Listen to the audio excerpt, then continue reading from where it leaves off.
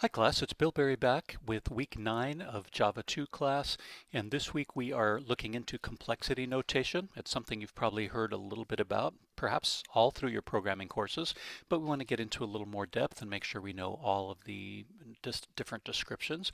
And we're also going to look at two recursive sort methods. You probably have seen some sort methods in your other courses. In the ones at North Seattle College, we tend to introduce you to at least one in your first course, a couple in your next course. Now we're going to really get in and make sure we've got some recursive ones under our belt. These are pretty cool, pretty interesting ones. So let us dive into complexity notation. First, during earlier introductions, earlier exposures to this topic, we may have not maybe told you the whole truth when we're introducing this. We might have used the term big O to describe all of what was going on here with complexity notation. Well, it turns out we were hiding a little bit of the complexity itself in the way that we describe these things. There really are three different notations that are used here. Big O is one of the most important ones. It's probably the one that's discussed most, but it is not the only game in town. There's also big omega and big theta. So three different notations. They're all different ways to describe algorithmic complexity, or what happens as the data set gets bigger, what happens to the complexity and therefore the time required by algorithms to run. So here is a quick description of all three of those things. First, we indeed have big O. And big O is the one that is usually used because it describes the upper bound of the algorithm, which you can think of as being the worst case scenario. As n increases, as the number of elements, as the number of items being processed in a particular algorithm increases, big O describes the upper bound or the worst case. So it's describing a function that is an upper bound no greater than, right? The function described by the big O notation is the upper bound of what will happen in the real case as the algorithm works with larger and larger data. One way to think about this, very easy algorithm or very easy mnemonic, is if you think about how you write a capital O in cursive. Gosh, it's been a long time since I've written in cursive with capital O's, but we might have been taught to put a little kind of a swirl at the top, a little swish, and you'll notice that the swish is at the top. So as we look at all of these, remember this is the line or the little flourish is at the top, and therefore this algorithm describes the very top case, the worst case of a particular algorithm's scenario. So big O describes the upper bound, but we have two more. We have big omega. And notice with omega, the flourish, the little lines are at the bottom. So what big omega tries to describe is the best case scenario or the lower bound of an algorithm. If you look these things up, this is describing a mathematical relationship. The function described in the big O notation is a mathematical, is a function that is trying to show mathematically the relationship. So if you draw them out on a graph, as we'll do in a minute, you'll see how this makes sense. So big omega describes the best case. So you can think of it as being, it will never be less than what big omega is describing.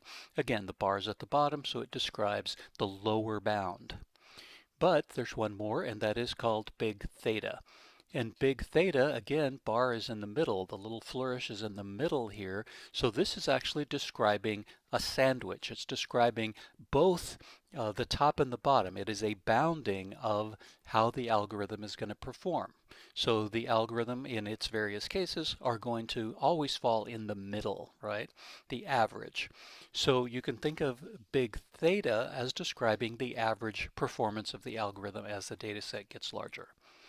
Now, one thing to keep in mind is all of these might not seem quite right unless you understand these two things, and that is a constant multiplier can always be part of the deal. So it's not that it's always exactly n squared, for instance, but if it's 0.5 n squared or 2 n squared, a multiplier is perfectly fine. Right, so that's included in the deal. There could be a multiplier that needs to be included in there to make it be very close, and that's fine. It doesn't change the way that we describe it. The other thing is you can also describe a certain range. For instance, it may be that the big O notation describes the thing perfectly, but only for n greater than 1 or something like that. That's also included in the deal. So you just need to realize these two things are part of the bargain when you look at algorithmic complexity.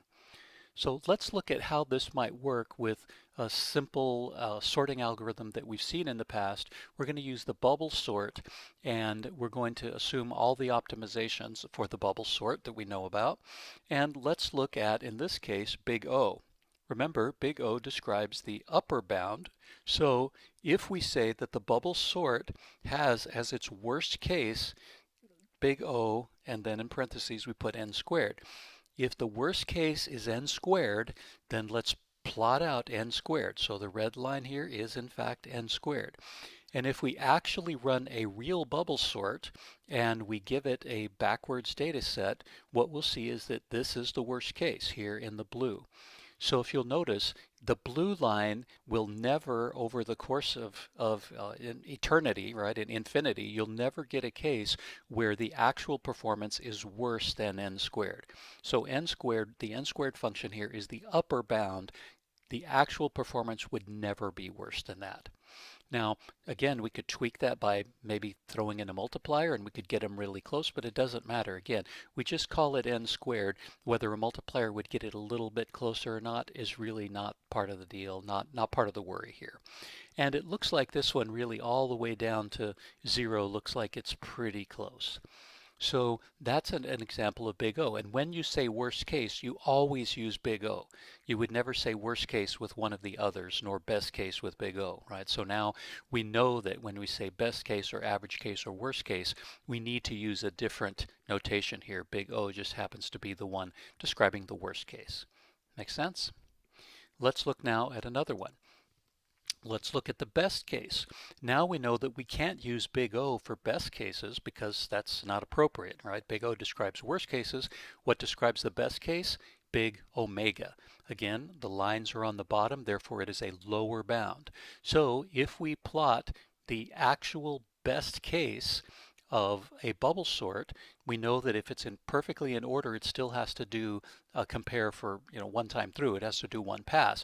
So if we plot that in blue, and then I plot n, or in this case n times 0.9, because again a multiplier can be part of the deal, that's fine, you'll see that indeed this is describing the best case, right? So this n, or n with the multiplier, is always going to be lower than the actual thing. So it's describing the best case scenario indeed. The actual performance would never be lower than that.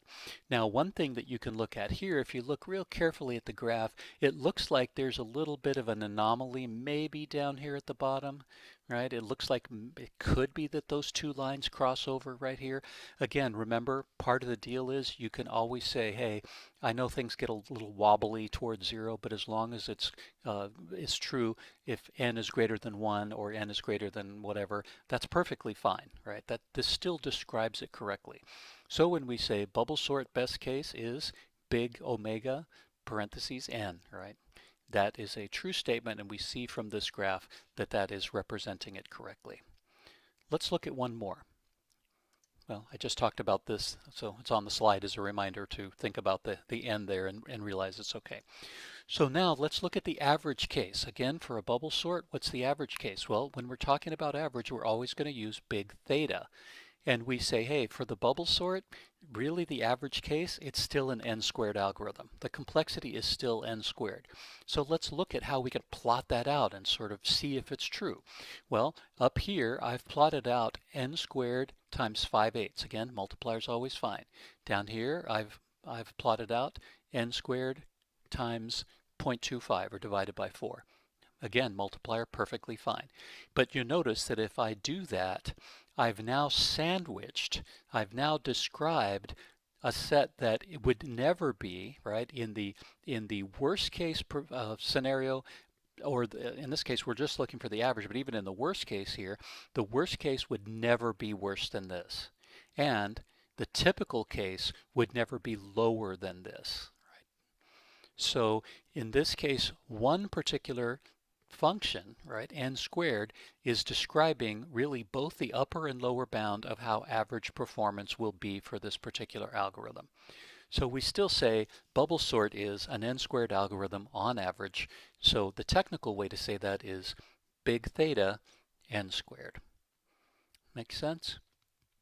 You can find some more mathematical descriptions of this and talk about the mathematical basis. This comes from math. It's not a computer science invention, right? This is a mathematical description of bounding of how one function bounds another function. So look into that if you want to do a little more. So let's remind ourselves now of the sort algorithm complexity of the sorting algorithms that we may have looked at in the past. So here are some. You have hopefully looked at least a couple of these. The bubble sort, we know that most of these simple algorithms have a best case of n, right? So they are big omega of n. Best case, one pass through with the bubble sort or insertion sort is all you need. It knows that everything's in order and it stops. Selection sort, not so good, so big omega n squared. But the average in all of these and the worst case in all of these, because of the way the algorithms run, because of the number of passes, all of these are going to be n squared algorithms.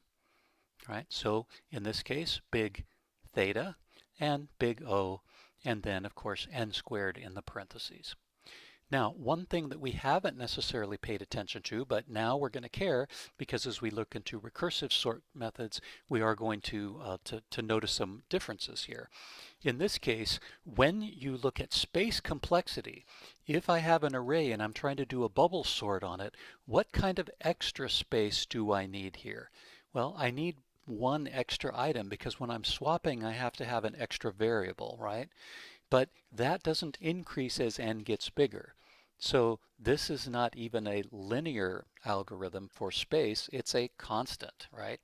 We just need one variable, and all of these to do its swapping really only needs one extra variable. So they are very good in terms of requiring extra space.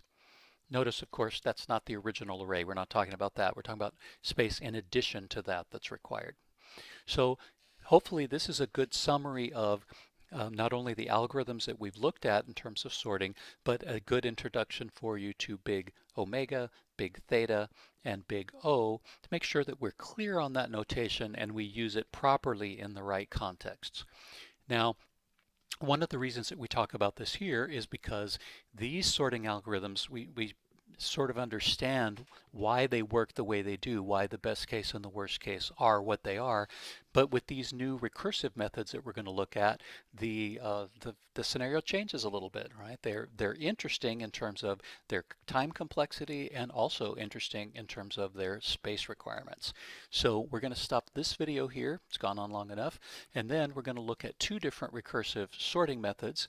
We'll look at the merge sort and the quick sort, how they work, do some examples of them so you can see them in action, and then we'll also talk about their big O, big omega, big theta, and space complexity, all of that stuff.